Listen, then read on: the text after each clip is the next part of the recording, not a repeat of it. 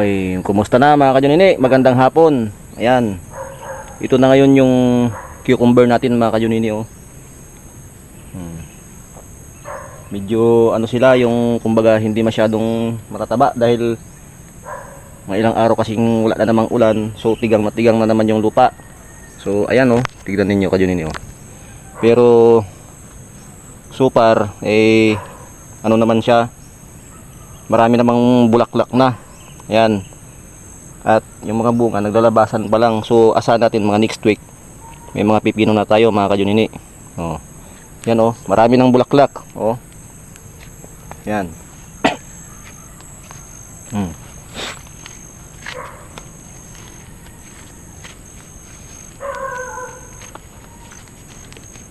Pero grabing tigang yung lupa mga kajunini kung ano, yan ninyo.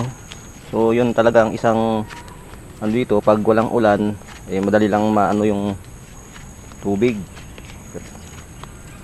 Ayan. Oh.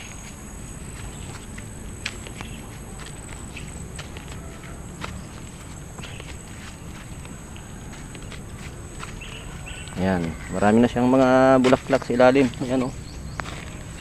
Oh. Kung nakikita ninyo yung mga bulaklak ba? Ayan. Sipahapon na kasi madilim-dilim na. Oh.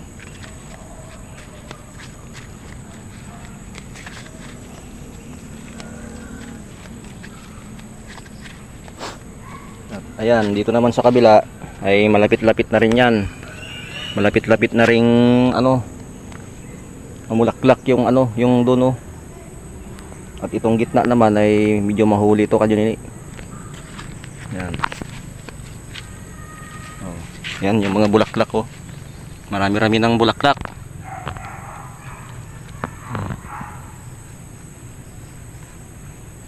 Ganito rin yung mga farming nila doon sa ibang bansa mga kajunini.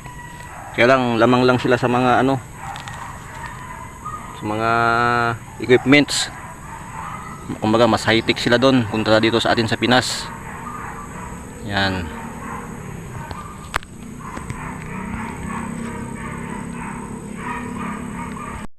Ayan, ito naman yung sitawan natin, oh.